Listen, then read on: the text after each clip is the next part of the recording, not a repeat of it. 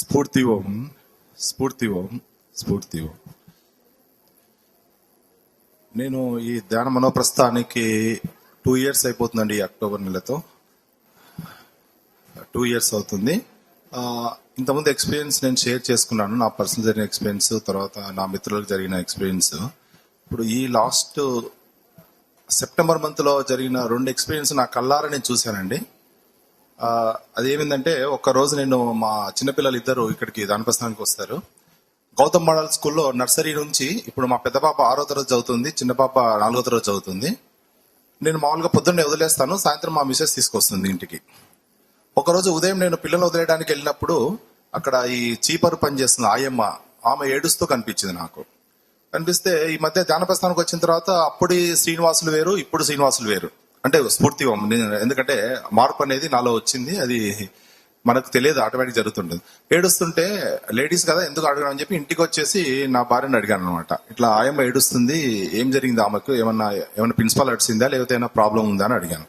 అయితే ప్రిన్సిపాల్ అడగడం కాదండి, వాళ్ళ బాబు కొంచెం మెంటలీ హ్యాండికాప్డ్ అనమాట. 2 కొడుకులు వాళ్ళది. మహబూబ్నగర్ డిస్ట్రిక్ట్ అయితే ఇక్కడ వచ్చి అమీర్పేటలో స్కూల్లో పనిచేస్తున్నారు. మా పిల్లలకు కూడా చిన్నప్పటి నుంచి సర్వీస్ ఇచ్చింది కాబట్టి కొంచెం మనకు వాళ్ళు ఏంది బాధపడుతున్నారు కదా అని హెల్ప్ చేయాలనే ఉద్దేశంతో నేను అడిగాను.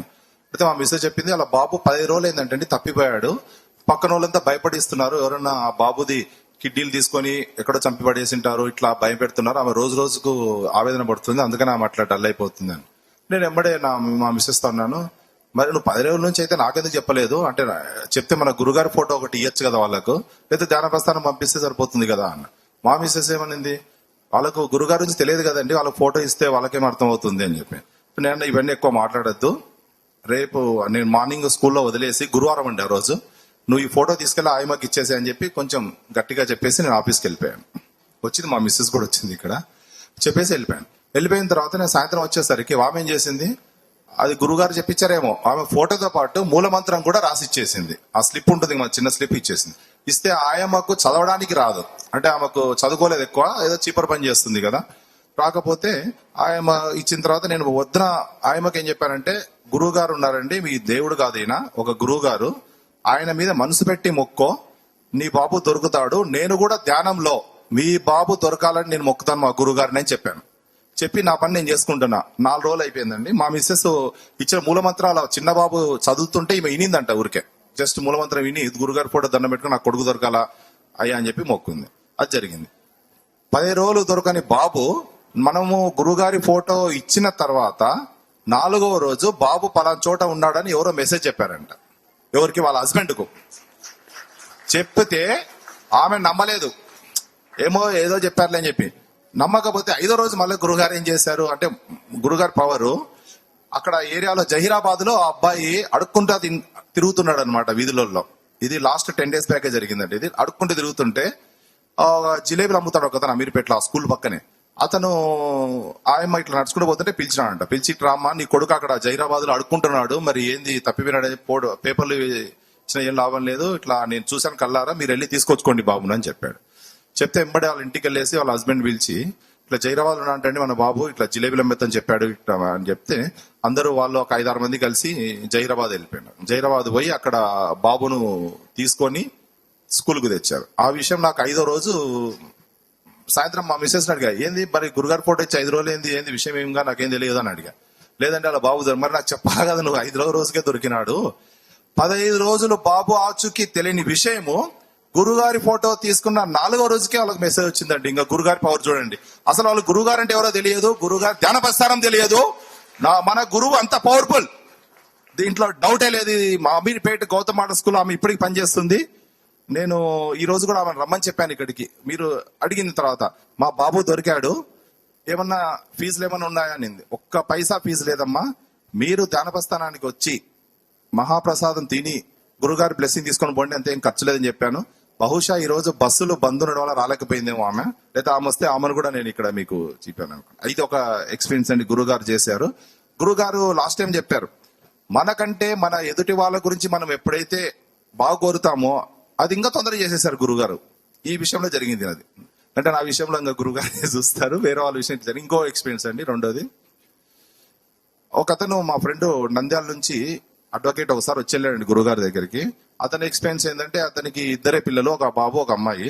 గురుగారి దగ్గరికి వచ్చాక లాయర్లు కదా, సాధ్యమైనంత వరకు నంబర్ ఎదుటి వాళ్ళను, అంటే ఇక్కడ లాయర్లు ఉంటే బాధపడద్దు, ఉన్న విషయం చెప్తాను నేను. అతను గురుగారి దగ్గరికి వెళ్ళారు. వెళ్ళిన తర్వాత గురుగారు ఇట్లా నాకు ఇద్దరు ఎంతమంది పిల్లలని అడిగారంట. అడిగితే గురుగారికి నాకు ఇద్దరు పిల్లలు అని చెప్పా. ఏంటయ్యా మరి ఇంకొక అది మరి చెప్పవా అంటే తడబడి ఒక అపాషన్ చేపించారు. ఆ విషయం నాకు గురుగారికి తెలియదు ఏముంటుంది అన్ని తెలుసు. ఆ విషయం కూడా గురుగారు చెప్పేసరికి అట్లా ఎన్నో అతన్ని పర్సనల్ విషయాలు ఇంకా చెప్పలేదు. జరిగిన తర్వాత బయటకు వచ్చేసి శ్రీనివాస్ గారు మంచి గురువుని చూపించారండి నాకు. నేను చూపించడం ఏందా, ఆయనే తెప్పించుకున్నారు నిన్ను, నాకేముంది ఇది తీసుకురావడానికి అని చెప్పాను. అట్లా ఆ ఎక్స్పీరియన్స్ జరిగింది. ఆ డ్రైవర్ ఆ రోజే జాయిన్ అయ్యాడు. అతని ద్వారా వచ్చి లోపల గురుగారు దండం పెట్టుకొని ఫోటో తీసుకొని వెళ్ళిపోయాడు. వెళ్ళిపోయిన తర్వాత అతను నంద్యాలలో ఉంటున్నాడు, నేను ఇక్కడ ఉంటున్నా హైదరాబాద్ లో. ఆ మధ్య మధ్యలో ఎప్పుడైనా కలుస్తుంటాడు. మొన్న last week 10 days back Dasara ముందర బట్టలు తీసుకుందామని భాస్కర్ రెడ్డి లాయర్ వస్తే ఆయన బట్టి డ్రైవర్ కూడా వచ్చాడు. వస్తే సాయంత్రం ఏడుస్తున్నాడు, ఇంకా ఊరికి వెళ్తాను సార్ రేపు అని. దానికంటే ముందు జరిగింది ఏంటంటే నాకు ఫోటో కావాలి గురుగారిది అని చెప్పినాడు. సరే నేను కొనుక్కొచ్చి ఇస్తా అని చెప్పేసి లాస్ట్ టైం మన అకేషన్ జరిగినప్పుడు గురుగారి ప్లేస్ ఇలా జరిగినప్పుడు ఫోటో తీసుకొని ఇంట్లో పెట్టుకున్నాను. ఆ ఫోటో అతనికి ఇచ్చి ఈ ఫోటోని ఇంట్లో పెట్టుకోవా అని చెప్పాను. సార్ థ్యాంక్ యూ సార్ అని చెప్పి ఏడుస్తున్నాడు. ఎందుకు ఏడుస్తున్నావు నువ్వు చెప్పు అన్న. అతనికి 2 అమ్మాయిలండి, ఒక అమ్మాయి మ్యారేజ్ చేశాడంట. మ్యారేజ్ చేసిన తర్వాత ఏదో సమ్ ఇంట్లో డిస్టర్బెన్స్ వల్ల ఆ అమ్మాయిని ఇంట్లో వదిలేసి వెళ్ళిపోయాడు. తల్లిదండ్రులకు ఎవరికైనా అమ్మాయిని ఇంట్లో వదిలేసిపోతే బాధ ఉంటుంది కదా, ఆ బాధతో అతను హైదరాబాద్కి వచ్చాడు. వచ్చిన కూడా మనశ్శాంతిగా లేడు. రేపు సాటర్డే నైట్ బయలుదేరి నంద్యాల వెళ్ళిపోతున్నారు.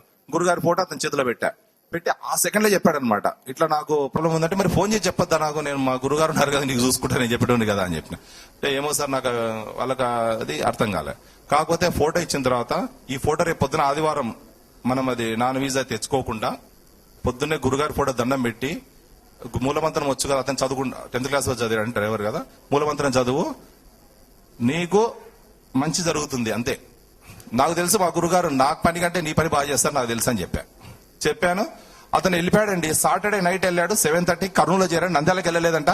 అప్పుడే ఊర్లో వాళ్ళు ఏం చేశారంటే అమ్మాయి ఇట్లా వాళ్ళ దగ్గర బంధువులందరూ కలిసి పంచాయతీ పెట్టారంట. సోమవారం రోజు పంచాయతీ ఉందని ఫోన్ చేశారు ఇతనికి. ఊరికే ఫోటో పెట్టుకొని కారులో వెళ్తానే ఫోన్ చేసి ఇట్లా సోమవారం రోజు పంచాయతీ ఉంది, ఇట్లా ఆ అమ్మాయి వాళ్ళు అబ్బాయి వాళ్ళు కూర్చొని మాట్లాడాలని చెప్పేసి.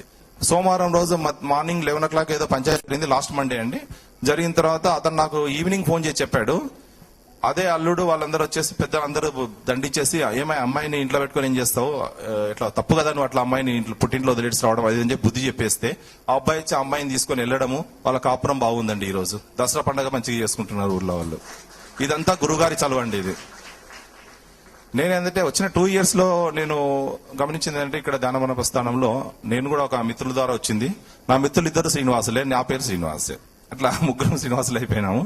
తర్వాత ఏంటంటే ఇక్కడికి రావడం అనేది మన చేతుల్లో లేదండి. నేను ఒక 15 మందికి చెప్పాను, 15 మందిలో 6 మంది ఇక్కడికి వచ్చారు. అంటే ఏంటంటే ఒక పుణ్యక్షేత్రానికి వెళ్ళాలనుకుంటే అది మనం అనుకుంటే పోలేము, ఆ దేవుడు పిలుపు రావాలి అన్నట్లు ఇక్కడ గురువు గారి బ్లెస్సింగ్ అది ఎక్కడో ఉంటేనే ఇక్కడికి రాగలుగుతాము. ఇక్కడికి వచ్చిన వాళ్ళందరూ చాలా అదృష్టవంతులు, రాలేని వాళ్ళు కూడా అదృష్టవంతులే, మీ ద్వారా వాళ్ళ పేరు ఇన్నోళ్ళు. కానీ గురువు గారిని ఏంటంటే ఆయన పవర్ మనకు తెలియదండి. ఇందాక చెప్పారు గురువు గారు దసరా రోజు మనకు విజయం ఇచ్చేశారు. మనం ఒక్కరం వచ్చినా ఇంట్లో వాళ్ళు రాలేకున్నా సరే వాళ్ళకు కూడా బ్లెస్సింగ్ ఇచ్చి మన కోసం గురువు గారు ఇంత ఆలోచిస్తున్నారు. ఇది నేను మాట్లాడటం లేదు నాకు తెలియదు, కానీ నేనైతే చెప్తున్నానండి.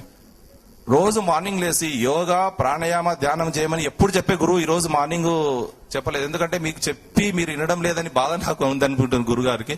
మీరు గురుగారి కోసం రోజు మార్నింగ్ 4 నుంచి 6 వరకు ఇది చేయండి అని నేను ప్రాధాయపడుతున్నాను. విజయదశమి శుభాకాంక్షలు గురువు గారికి మనందరికీ చెప్తూ నేను ముగిస్తున్నానండి.